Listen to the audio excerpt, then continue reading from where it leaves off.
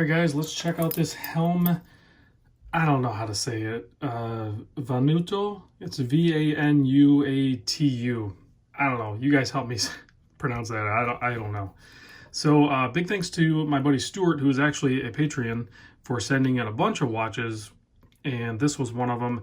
Has a very much like a marathon GSAR type vibe to it or something like that. It's a really robust, well-built automatic. So let's get into the size of this thing and then my thoughts. So you're looking at a 42 millimeter case. It's closer to like 43 at the bezel. 50.2 millimeter, so basically 50 mil lug to lug. You can see it's pretty much all brushed. I don't see any polishing anywhere. 13.5 thick. That's to that flat sapphire crystal up top. 22 millimeter lug width. Bracelet actually does taper a little bit down to 20 millimeter. You can see I got a screw loose there. Hey, this watch matches me. I got a screw loose too. Let's go ahead and tighten that up a little bit. That's something to keep an eye on, whether you're buying high-end watches, micro brand, or whatever you're getting. When you get them in, do a quick inspection. Maybe even pull the screws out. Check to see if there's Loctite on them. If there isn't, put Loctite on them and put them back in. That's something to keep an eye on. Just a little tip from your Uncle Rod there. All right, 8 millimeter crown, heavy built watch. Like I said, it's actually weighs like 218 grams sized up in this configuration. I don't know if it is sized or not. That might be all the links. I don't see any spare links. That might be all the links. So pretty heavy. Hey, Stewart, I got to tell you too, even though this is running the NH35, I threw it on my time grapher. It's running at a plus 3 seconds dial up. So I don't know if they do some regulation or what, or if they just got a really happy movement, but this thing is running good. So tons of traction on this crown as you unscrew it. Has a nice pop to it. And then of course you can hack the movement and adjust the time. I mean, check out those hands. Legibility on this thing is going to be off the charts. So you can see the date is on a simple cutout window there at the 6 o'clock. Nice symmetry to the dial, and it's a white disc with black print, so it kind of matches the lume that's printed on there. I think the lume is all BGW9. We'll do a lume shot at the end. It's going to be a lume monster, even though it is the BGW9, which is traditionally a little bit less bright than, say, like C3 or C3X1 or whatever configuration you want to do. This is an ISO certified 300 meter water dive or 300 meter resist dive watch. I did a little digging on the brand Helm. So it is a USA owned company.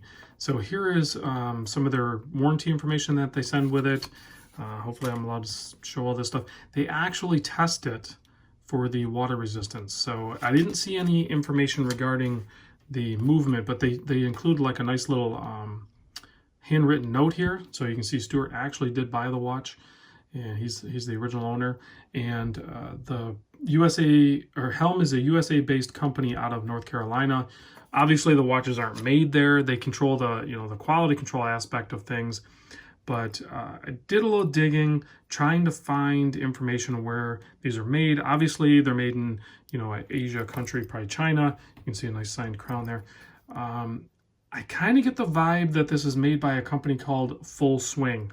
They are a very good, quality-oriented and tough looking watch manufacturer. They also do like Armida, Helson, watches like that. So I get the vibe that that's maybe where it comes from. I could be wrong, but I doubt it.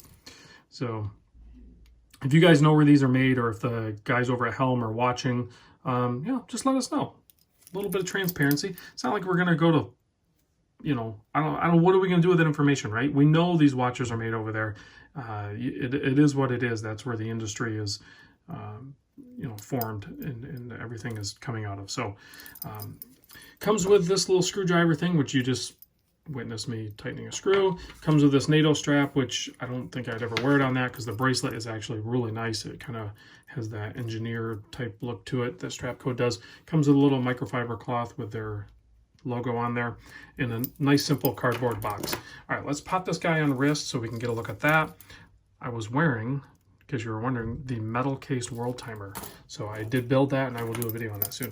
120 click bezel on this, excellent bezel action.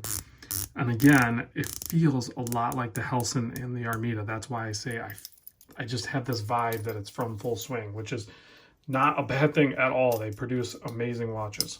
So yeah, it's definitely not sized up. So you can see on my 7¼ inch wrist, it wears great, nice proportions. I like that size, 42, 43 by 50. That's like my sweet spot.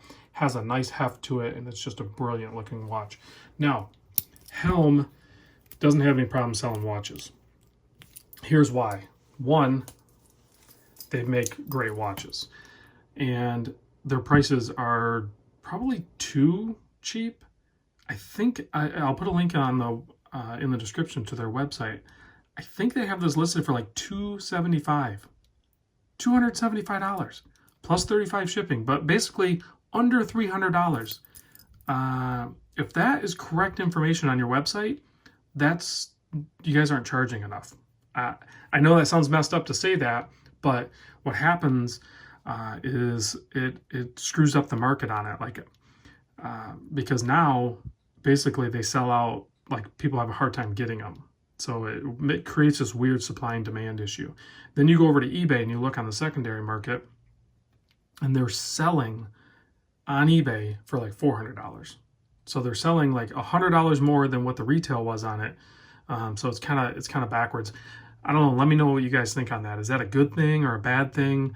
There's some other brands out there that have that same kind of issue, and I don't know. I think I would rather just have better accessibility to the watch from the manufacturer and be able to buy it directly versus having to fight over it and then end up not getting it and then just getting it up on the secondary market. That's just my thoughts.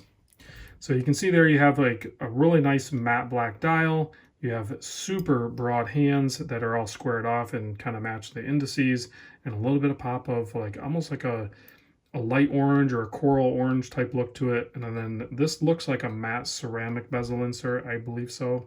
I don't know. That's what it looks like to me. So there's the look at the Helm, guys. This is the second Helm I've had on the channel, and I have to say both of them are very impressive, to the point where I need to try to get a hold of the guys over at Helm. So maybe talk to them about maybe getting some more watches in to check out. So let's kill the lights and check this lume out, because it is going to be impressive. I already know it. Yep. So you have that really nice cool blue to it, but you have so much real estate. I mean, they loomed the heck out of this thing, and it just glows. For being BGW9, that's a heavy application. So, all right, guys, thanks for watching. Big thanks to Stewart for sending this in, and I'll catch you on the next vid.